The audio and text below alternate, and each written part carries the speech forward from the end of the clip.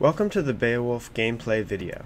Please keep in mind that we are using a prototype set, which in no way reflects the quality of our finished product.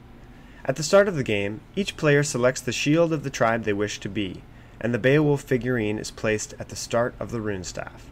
Each player is dealt a private hand of 5 deed cards, 2,500 in gold, and 800 soldiers. The kingdoms of the Danes and Geats are represented on the board, so make sure to deal 5 deed cards face up to the Danes and give 3,000 soldiers and 2,500 in gold to the Geats. Beowulf moves incrementally through his life path with each player's turn, on some occasions stopping at healing runes that give a boost to all players, and always stopping at his own important life events, such as his fight with Grendel.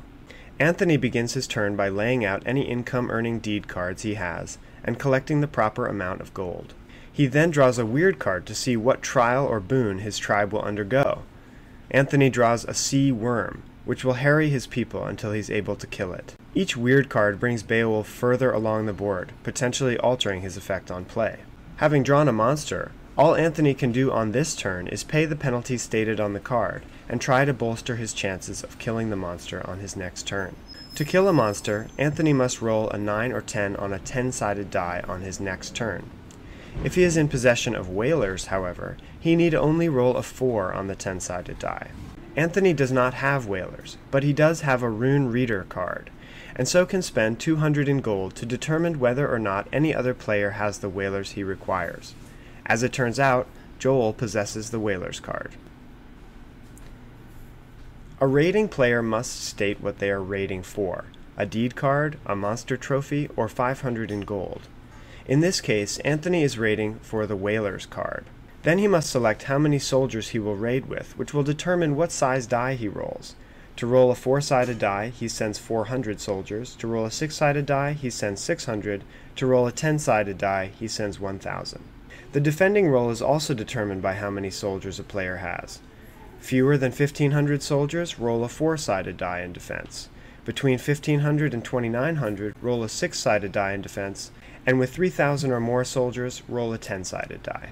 Note that if a raid is successful, the defending player only loses what was being raided for, not any soldiers. If the raid is unsuccessful, the raiding player will lose all the soldiers he put forward. A player may also suggest a trade. Since raiding is difficult at the start of the game due to lack of soldiers, Joel and Anthony reach an agreement and the two tribes begin the game on friendly terms. On Anthony's next turn, he begins by collecting his income. Then, in possession of whalers, he need only roll a 4 or better on a 10-sided die to kill his sea worm and claim its body as a trophy. This trophy will count as 1 point at the end of the game, though it can be raided for by Anthony's fellow players at any time. If Anthony is unsuccessful in his roll, he checks on Beowulf's current price and availability. If he's available and Anthony has the money to pay him, Beowulf will travel from Geatland to kill the sea worm for Anthony's tribe. When this is done, Beowulf takes the sea worm trophy and the money he is owed and brings it all back to Geatland. Certain events on the board have drastic effects on gameplay. During the 12-year period of Grendel's horrific residency with the Danes, the deed cards belonging to the Danes are vulnerable. Usually, when the Danes are raided for deed cards, they roll a 10-sided die in defense. During Grendel's attacks, however, they only roll a 4-sided die. After much raiding, trading, and monster killing, Beowulf's death is reached. After Beowulf dies, all players must raid the Geats at the end of every turn until their horde of monsters has run out. Also triggered by Beowulf's death is the siphoning off of soldiers every turn lost to the Crusades. Here, Anthony is raiding the Geats with 500 soldiers and 500 mercenaries, hired with 500 in gold.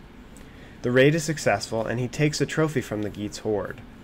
Play continues until the last trophy is stolen from Geatland, at which point the players count up their trophy points to see which tribe will survive through the end of the Viking Age. That's all for now. Stay tuned to the campaign for new art looks, reward tiers, and more.